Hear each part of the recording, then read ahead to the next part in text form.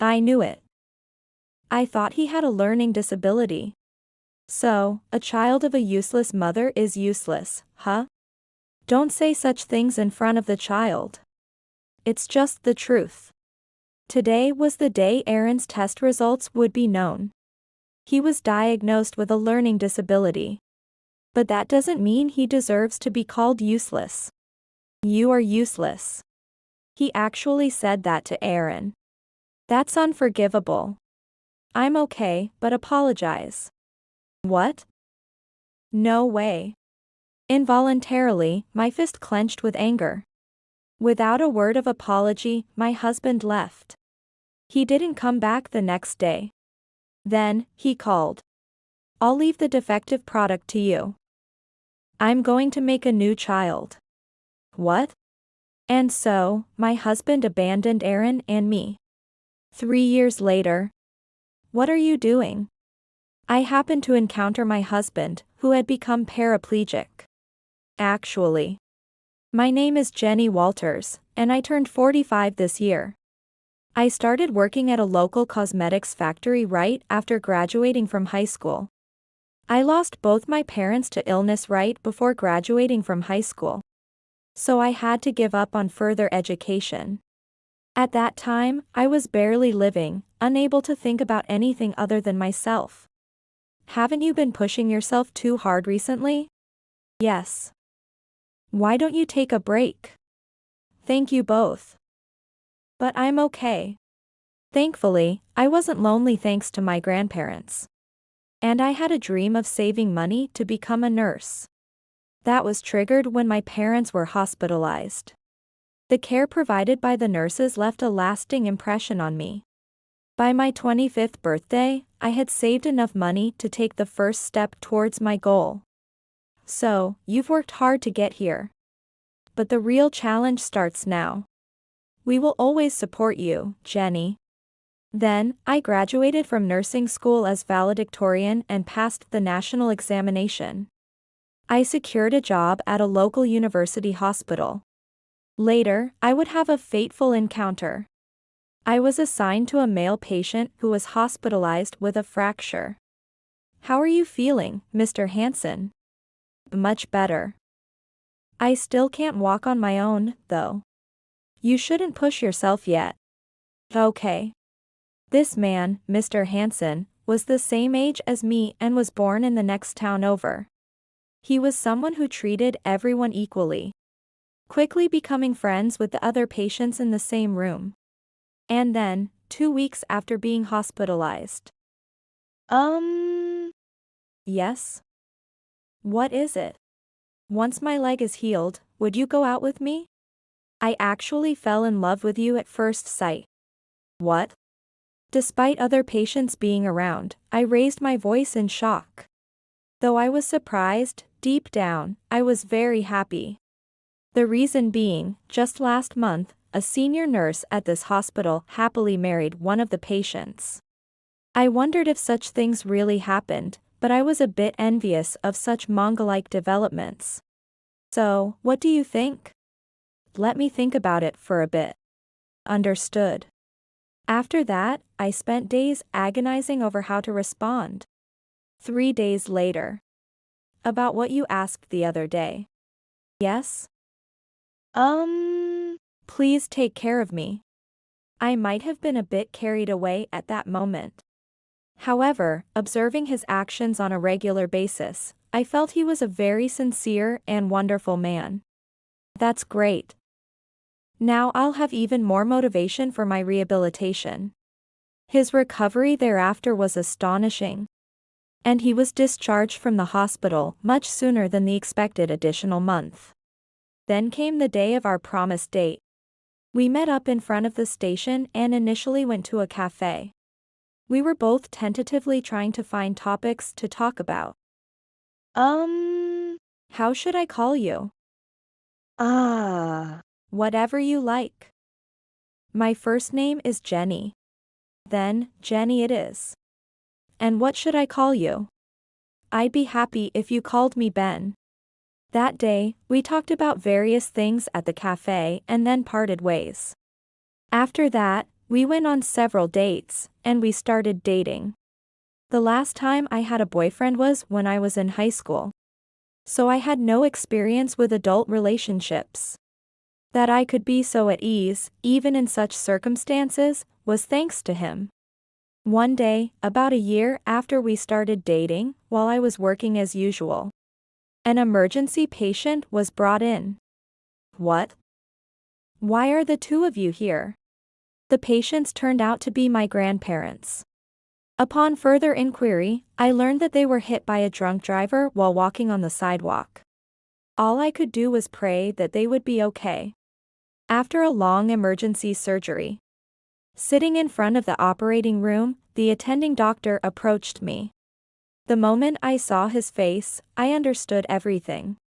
I don't remember much after that. When I came to, there lay the bodies of my grandparents. What should I do now? I was plunged into the depths of despair. With the death of my only relatives, I was left all alone. Even so, Ben was there, desperately supporting me. Let's get married. Married? You might think it's too soon since your family just passed away. But there's no better time than now. His expression was more serious than ever before. I will become your family. Hearing those words, tears naturally started flowing from my eyes. Thank you. He didn't say anything more and just held me until I stopped crying. Then, we quickly started preparing for the wedding. Since I had no relatives, we only greeted his parents. Despite it being our first meeting, my in-laws accepted me right away. I thought, I have a new family now. I look forward to our future together. Me too. Our life in our new home was going smoothly. 6 months later, I found out I was pregnant. I safely gave birth to our son, Aaron.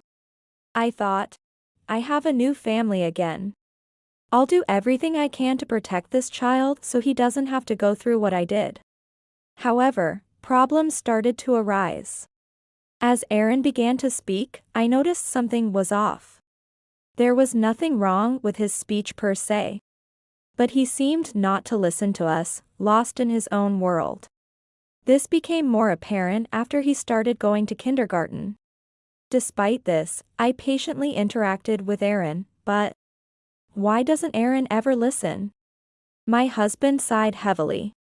You don't have to say it like that. Say it like that? If I don't speak clearly, it won't get through. A little more gently. Aaron will get scared. Then, Jenny, you take care of Aaron. What's that supposed to mean? After that, my husband stopped interacting with Aaron altogether. He seemed like a child who had lost interest in a toy. I couldn't believe such a man was a father. Above all, Aaron was the biggest victim. Being ignored by his father and scolded whenever he spoke, his words became increasingly scarce. I'll always be on your side, Aaron. Okay. It was a relief that he still spoke to me in his own words. However, my husband's behavior was spiraling. Hey, where are you now? What? I'm at work, at work. That can't be. I immediately knew it was a lie. His company prohibits overtime except in emergencies. And it was now past 10 p.m. Furthermore, it sounded like he was in a crowded place from the phone call. I'm busy, gonna hang up now. Wait. We're not done talking. I thought, who's really unable to have a proper conversation here? The call was abruptly ended. Even when he came back and I tried to continue the conversation, he was full of excuses about being tired or having an early start tomorrow. He had plenty to say about our son, but in the end, he was the one who wouldn't listen. Acting more like a child than anyone. 2 days later, I had been avoiding night shifts since Aaron was born, but suddenly, I was needed due to a staff shortage. Sorry, but I have to do a night shift. Please take care of Aaron. Saying anything more would surely upset him. So I suppressed my emotions and went to work, trying not to make a fuss. The chief nurse, it's quite peaceful today. You're still 30 minutes early, but I know you're worried about your child. You can leave now if you want. But what if something happens in those 30 minutes? It's okay. Look, the morning staff came in a bit early today. Good morning. I'm sorry. Thank you so much.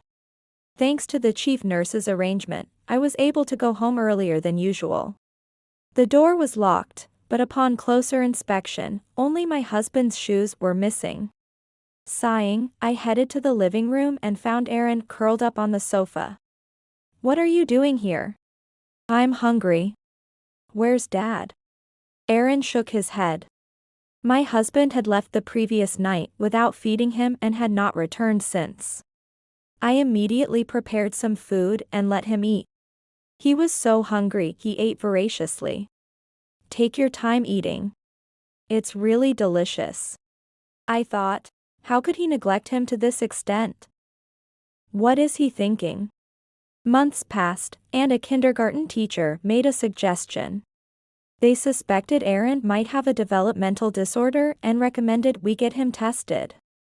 If nothing is wrong, that's fine, but if there's something, it's better to know early. You're right. Thank you for the suggestion. I knew about developmental disorders but hadn't considered it a possibility. I decided to discuss it with my husband immediately. What? So he's a defective product? What do you mean? Aaron is not an object. Just take him to get tested, all right? Eventually, I found a hospital willing to test him and took Aaron there alone. I knew it. I had a feeling. So, a child of a useless mother is useless, huh? Don't say such things in front of the child. It's just the truth. Today was the day to find out Aaron's test results. He was diagnosed with a learning disability. But that doesn't mean he deserves to be called useless. You are useless. He actually said that to Aaron.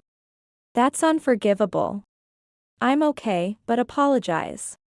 What? No way. Involuntarily, my fist clenched with anger. Without a word of apology, my husband left. He didn't return the next day. Then, he called. I'll leave the defective product with you. I'm going to make a new child. What? Where are you now? Like I'd tell you. And so, my husband abandoned Aaron and me. From then on, our lives became difficult. We had no one to rely on. I hesitated about going to my in-laws to explain the situation. Honestly, I was afraid. Afraid they might say something heartless like my husband. However, my fears were pleasantly disproven. That must have been tough. To leave such a good wife and child. We're not working anymore, so if anything happens to Aaron, you can always rely on us. Yes, yes. Having our grandson around makes us very happy. Thank you. It felt like they truly accepted us. Relying on my in-laws' offer, they started taking care of Aaron while I was at work. Thanks to their help, I no longer felt guilty about going to work. I gradually increased my night shifts, proving that I could survive without my husband. As this new life continued, my son started elementary school. On our way home from the entrance ceremony, we unexpectedly ran into someone. What are you doing here? There, surprisingly, was my husband, sitting in a wheelchair. Actually, he started talking about the 3 years since he had abandoned Aaron and me. He had been living with an affair partner he had known before leaving home. A divorced older woman with children. He had managed without any issues for about a year. The situation changed dramatically last year. After causing a car accident, my husband became paraplegic.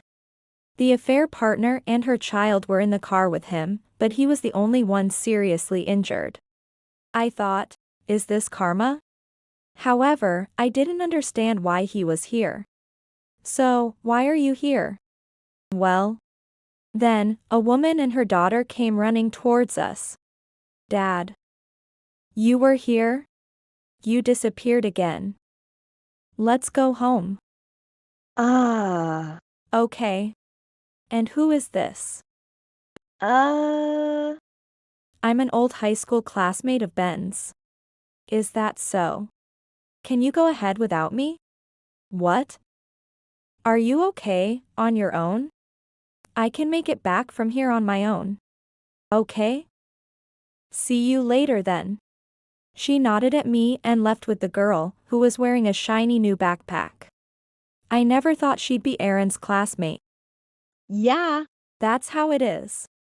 He gave a wry smile. It's not funny. You didn't come to your own son's entrance ceremony.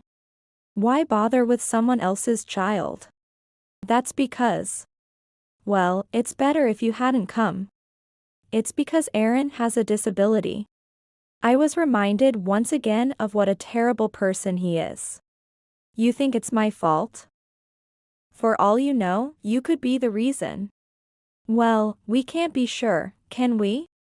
Aaron tugged at my sleeve, looking eager to leave. It seemed I had talked too much. Well, good luck. How are you getting by now? I don't see why I need to answer that. I can't even get through to my parents on the phone. Maybe you should go see them next time? Leaving that suggestion behind, she headed to her in-laws. Upon sharing the story of her unexpected encounter with her husband, her in-laws proposed something. I thought, this could be interesting. The in-laws contacted their son after several years. And now, my husband was scheduled to visit here tomorrow. He's coming. And he's bringing his current partner too. I see. Then, I couldn't wait. I wondered what their reaction would be upon seeing our current situation. The next afternoon, my husband arrived. What brings you here now? Well. And who is this? We're living together now. Isn't that strange? What? It seemed he didn't understand. Then let me explain. Why are you here? Currently, they're providing us with a lot of support. Unable to contain herself, the woman beside him spoke up. Explain what you mean. I thought, just as I suspected. I don't know what he's told you. But you're forgetting something important, aren't you? Huh? I can't believe an adult doesn't understand this. Hey. What does that mean? I don't understand. Annoyed, I silenced the affair partner's questioning. We're having an important conversation. So could you please be quiet for a moment? First of all, who are you? Who am I? I'm Ben's wife. What? Right? My husband remained silent. Because we're not divorced yet. I didn't know he had a wife. Didn't you find that odd? He always dodged the topic whenever I mentioned marriage.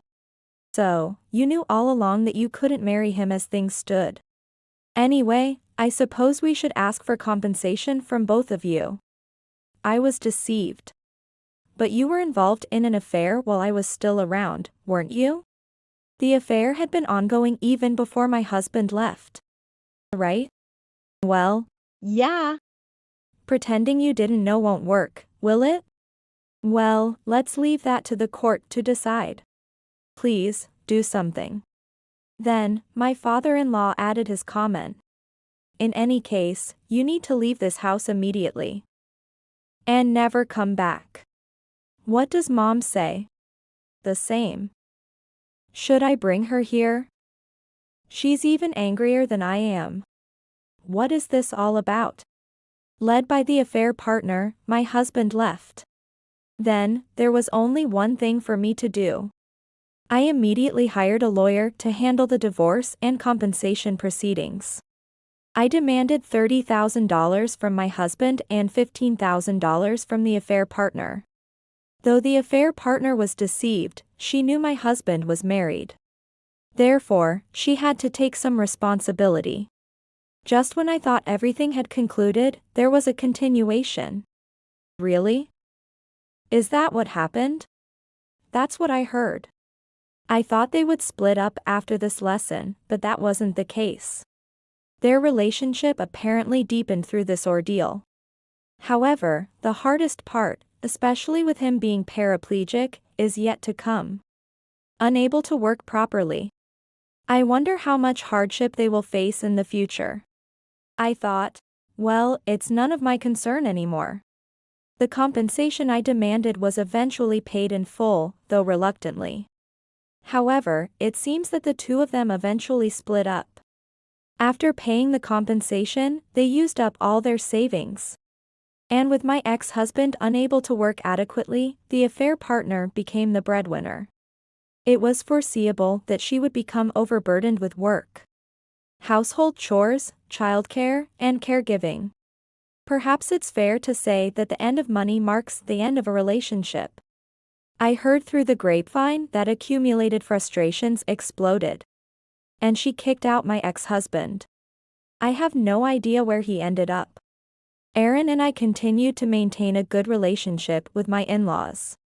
Aaron has developmental disabilities, but he's making steady progress. No matter what happens, I'll protect this child.